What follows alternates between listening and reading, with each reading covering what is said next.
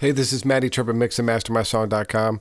Today I want to go over mono versus stereo and what the differences are and how you can use them in your session and how you should use them in your session. First and foremost, let's just kind of, figure out what's what. This is a mono track right here. The kick, you can see there's only one channel as opposed to a stereo track which has two channels. And if you listen, it's right up the middle. If you got good speakers, you're listening to this. It's right up the middle, and it's one channel. Stereo tracks, such as this one, these claps here, are two channels, and you can hear it a little more. Another way to look at it is if you have any sort of analyzer, like this is the Waves analyzer I use quite a bit, you can put it over here, look at the stereo spectrum, and watch.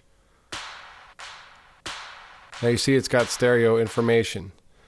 If you put this on,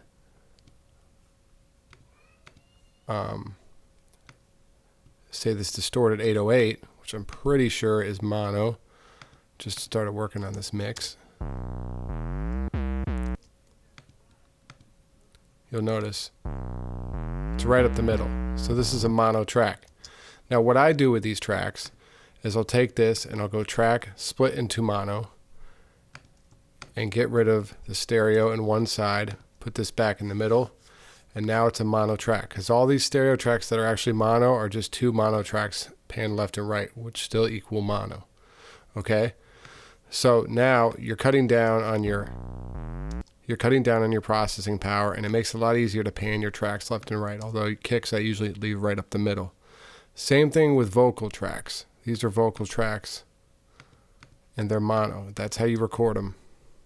Yeah. He agrees. So with mono tracks, like when you're recording vocals, you got one mic, one track, one mic going through a cable into your audio interface. So that's mono. If you were recording overhead drums, then that'd be stereo. You have a left and a right microphone over the drum set, and that's a stereo track. So hopefully that just kind of helps kind of tell you what mono and what stereo is and how you can use them. Hi-hats especially, I love them when they're mono, because I like to pan things left and right. And when I first started mixing and mastering and learning all this stuff 15 years ago or whatever it is now, most of the stuff was mono. But when all this things went digital, everything suddenly became stereo. But a lot of it isn't stereo. It just comes out as stereo tracks, is the way we record them and bounce them and send them to people.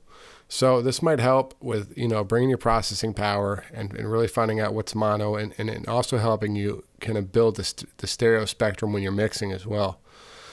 So I hope that helped kind of clarify some things on mono and stereo. And if you got any more questions about it, feel free to hit me up at info@mixandmastermysong.com. And if you need songs to mix and master, check us out at mixandmastermysong.com. Okay, thanks.